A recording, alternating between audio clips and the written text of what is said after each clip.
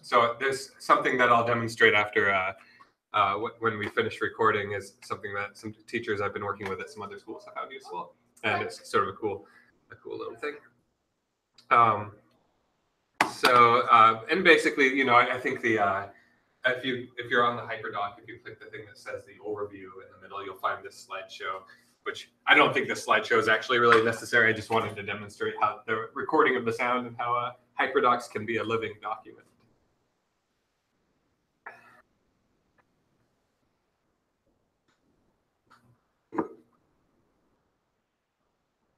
What do you know what you're going to be using them for in 7E? Mm-hmm. Yeah, what we used to do the blogging books. Oh yeah. And we're just going to drop the blog and we're going to switch to Hyperdocs for the kids to prepare, and then they're going to discuss the book. So basically, we're going to do set 3 kids in a discussion. So they have a small group reading the same book, talking together. So the Hyperdoc is to get them prepared for while they're reading, so they think through it, they get quotes, and that's what they're prepared, and they come up with questions. But the Hyperdoc is supposed to be us trying to on their own pace, getting ready for the discussion. Oh yeah. Oh, there'll be so many cool things that you can do, I think.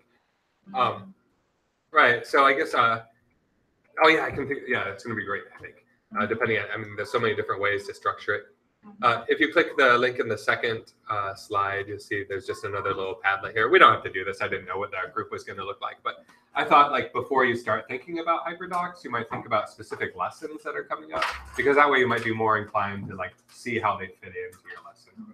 Here I got the something for you right here.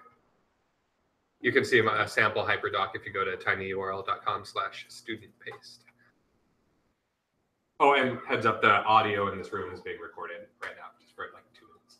Watch your language. Yes, that's right. But I can always delete it too. It's right here. And also my screen is being recorded too. So, so like to answer the question, what is a Hyperdoc? It's basically just like a Google document with hyperlinks, directions, resources, anything that students might need in an activity unit or lesson can be contained there. And it can be structured like step by step, or it can be like sort of like a sandbox for students to explore. And then I consider it like a landing page. Like whenever my kids are like, what do I do now? My question can always be like, it's on the Hyperdoc. Like I never have to say what they have to do next, because it's all sort of laid out in a place where they can find it. And what I really love about it is that it changes my role as teacher depending on how I use it. From being like the person delivering instruction, delivering the examples and doing everything, it makes me like more of a partner with students. So like they have this stuff that they have to accomplish on the document, and now I'm more of like a tutor helping them achieve that. And so sometimes it can even like change the relationship that you have with students, you know, depending on how you structure things, I think. Or I've found it to be that way. There are some other tools on the Hyperdoc that are for creating student-paced lessons, so that like Actively Learn, Pear Deck. I don't know what the school is going to decide to do with Canvas next year, but Hyperdocs is just the thing that I picked because it can build in all these other things. This is what it might look like on Canvas. I actually am not a fan of Canvas, kind of because of how it looks like. This would be an example module that students work through, and I just don't like the look as much. Like a module, basically. Yeah, it is a module, and like online learning. Right, but this is like the sample Hyperdoc. Oh, here, I'm just going to pause the